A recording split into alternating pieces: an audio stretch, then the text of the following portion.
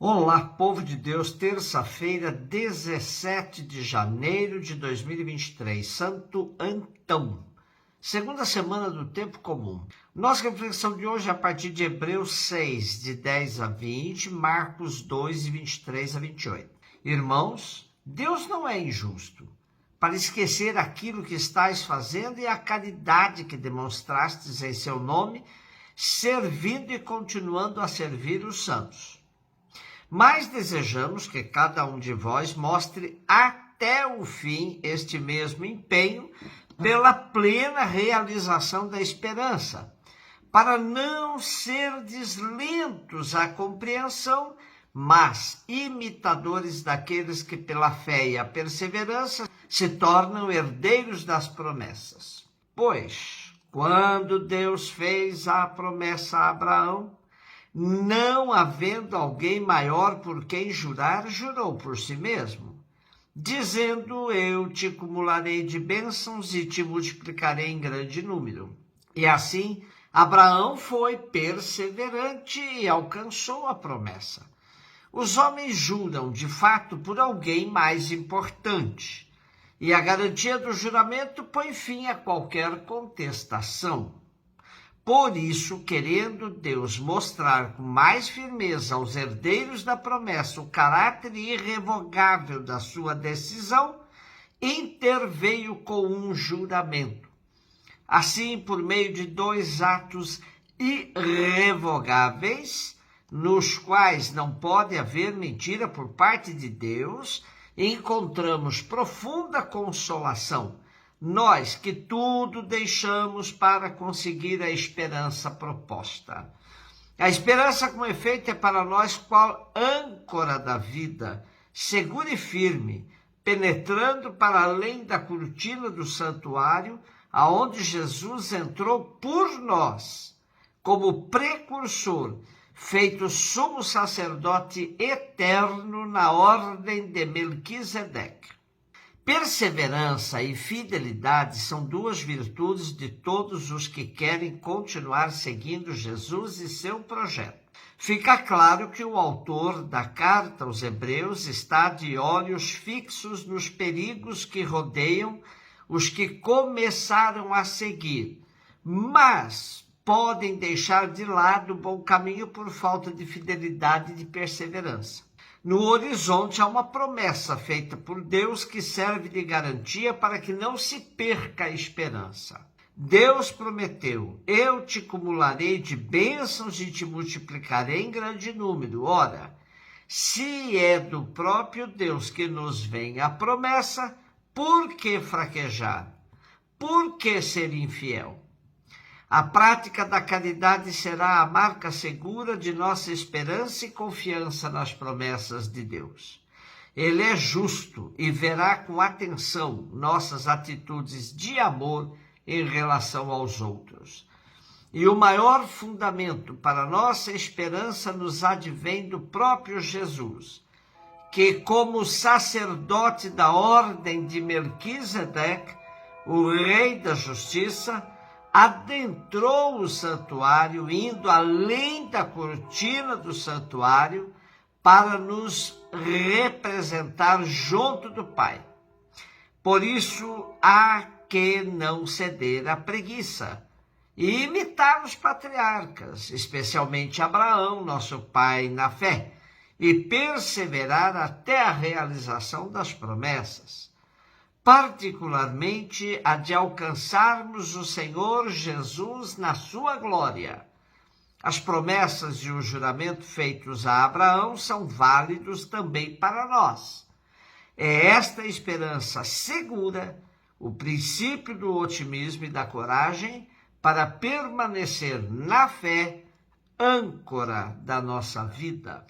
Marcos 2, de 23 a 28, Jesus estava passando por uns campos de trigo em dia de sábado. Seus discípulos começaram a arrancar espigas enquanto caminhavam. Então os fariseus disseram a Jesus: olha, por que eles fazem em dia de sábado o que não é permitido? Jesus lhes disse: por acaso nunca lestes o que Davi e seus companheiros fizeram quando passaram necessidade e tiveram fome? Como ele entrou na casa de Deus no tempo em que Abiatar era sumo sacerdote, comeu os pães oferecidos a Deus e os deu também aos seus companheiros? No entanto, só aos sacerdotes era permitido comer esses pães. E acrescentou: o sábado foi feito para o homem, não o homem para o sábado. Portanto, o Filho do Homem é Senhor também do sábado. Nosso trecho de hoje apresenta Jesus como autoridade máxima, acima da lei tão importante para o mundo judeu, o respeito ao sábado.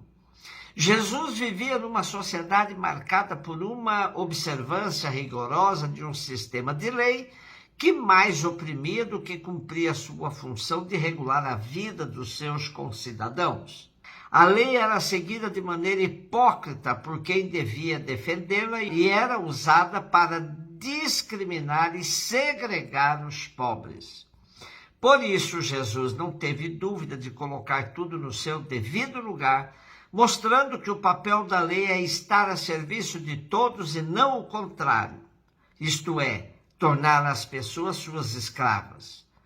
Quem entendeu essa máxima de Jesus de maneira muito acertada e vai se tornar um fiel escudeiro dessa perspectiva foi o apóstolo Paulo. Ele estava convencido de que foi por apego à lei que mataram Jesus na cruz. Sendo assim, essa lei conduz à morte e não serve mais para defender a vida. É cristalino o ensinamento de Jesus e seus seguidores deveriam aprender a relativizar toda a lei, que não defendesse a vida em sua plenitude. Na verdade, não se tratava somente da questão da lei do sábado, mas sim de todo um sistema opressor que obrigava, sobretudo os pobres, a viver como escravos. Com a sentença, o sábado foi feito para o homem, não o homem para o sábado, Jesus explicita o núcleo da lei que deve estar a serviço da vida e não o contrário. E desta maneira Jesus se impõe como autoridade máxima, pois ele se revela como Senhor do sábado. Importante observar como tem sido nossa conduta, sobretudo frente às leis da religião. Por mais importantes que sejam, não podem ser seguidas como correntes a nos escravizar. A religião que não liberta não é inspirada no Evangelho e não contribui para o seguimento de Jesus. Celebramos hoje Santo Antão, nascido em 252 no Egito. Os seus pais eram ricos proprietários rurais. Quando tinha 20 anos, ao entrar numa igreja, ouviu proclamar: se queres ser perfeito, vai e vende o que tens. Fulminado pelo convite de Jesus, vendeu os campos recebidos em herança, reservando uma parte deles para sua irmã, e iniciou a vida ascética. Primeiro juntou-se a um velho monge perto da sua aldeia. Depois encerrou-se num sepulcro cerca de 13 anos.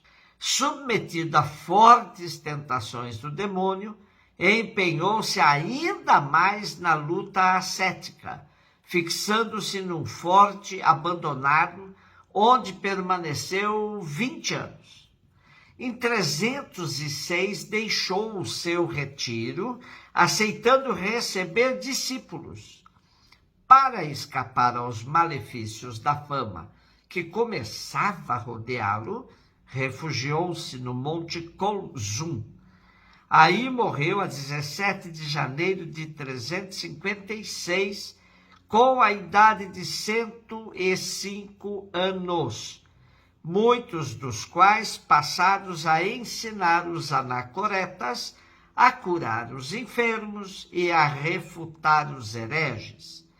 Embora rigorosamente não tenha sido o primeiro monge, o seu ministério carismático e autorizado fez dele, para sempre, o pai dos monges. A sua vida escrita pelo seu contemporâneo e amigo Santo Atanásio tornou-se a primeira regra para quem optava pela vida ascética nos desertos. Um beijo no seu coração.